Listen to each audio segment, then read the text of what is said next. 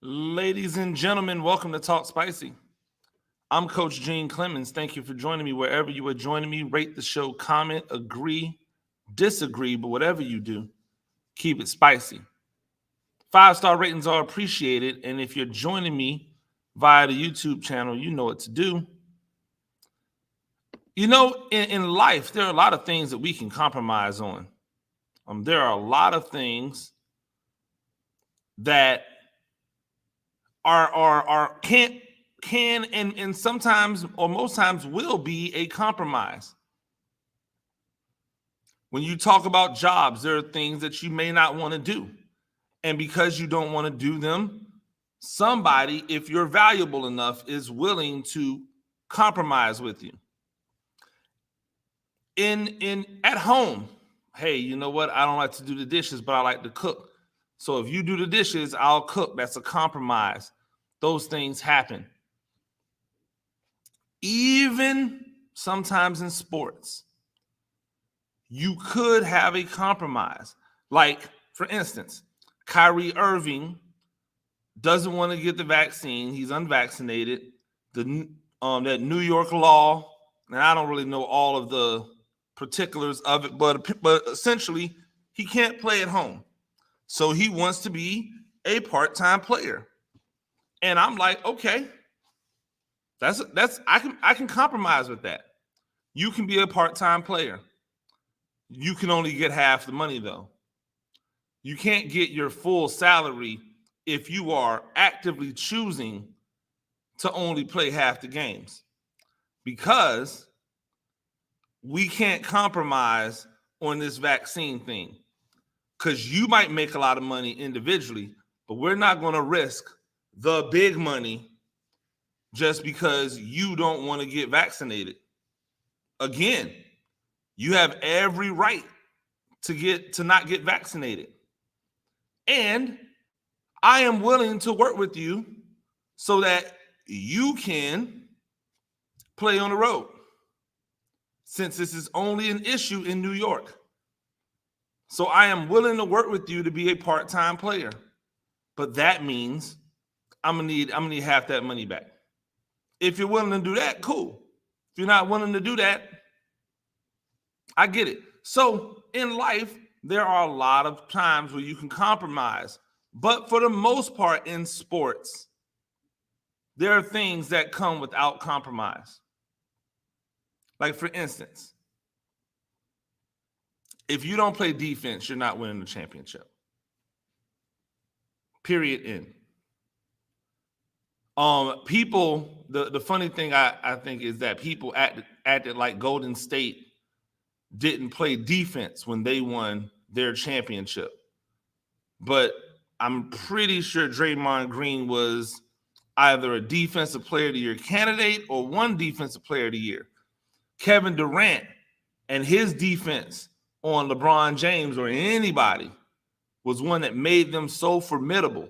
Klay Thompson, one of the best defenders in the NBA before the injury. Let's see what he is post-injury in 2 years out from the game.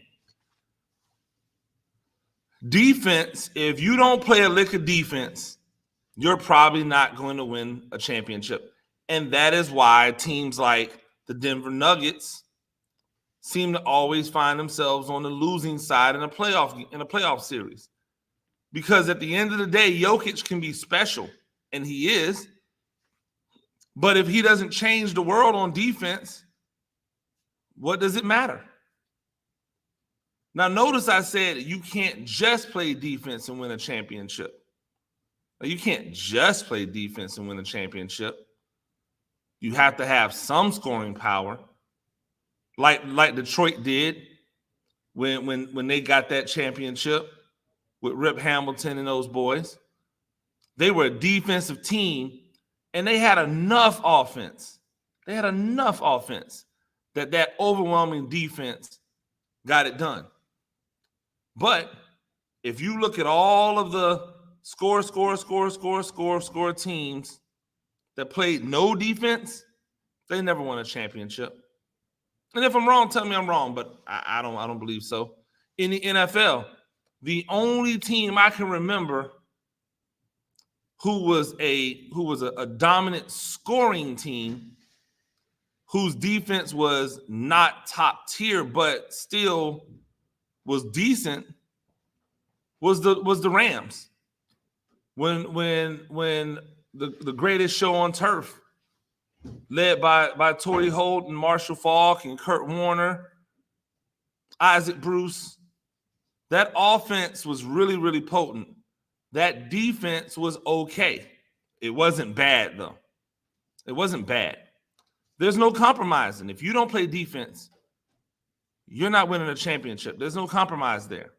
And therefore, to me, if you are a player on the basketball court and you can't play defense, it's hard for you to be a star.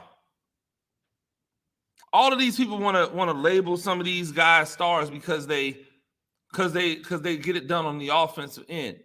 And my thing is that you have to be Dame Lillard level of offensive player in order for me to go, okay, if he doesn't play good defense, I'll live with it. You have to be Steph Curry level of offensive player for me to go, if he doesn't play defense, it's okay. You have to be James Harden level. You can't be James Harden light.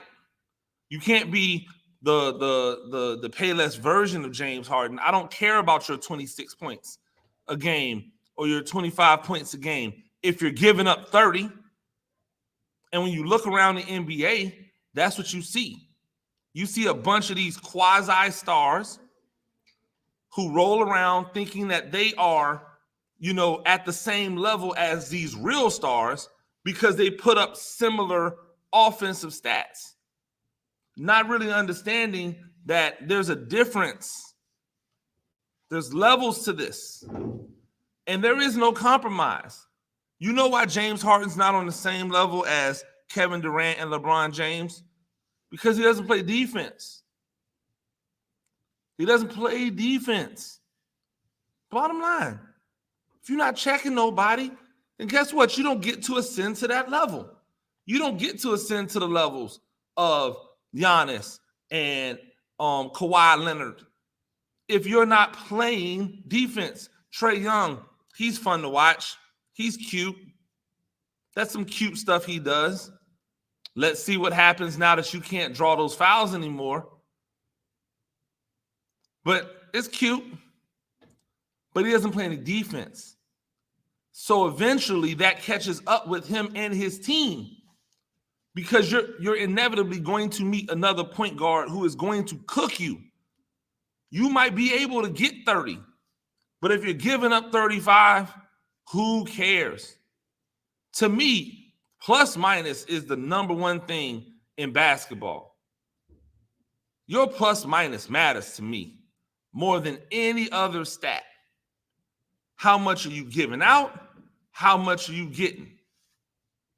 How much are you giving out? How much are you getting?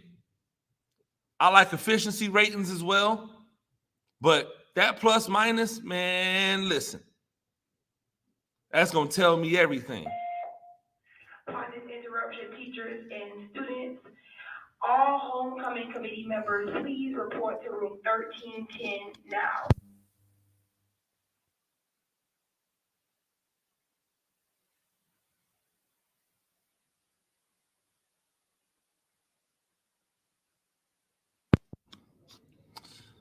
And so when I think about everything that goes on,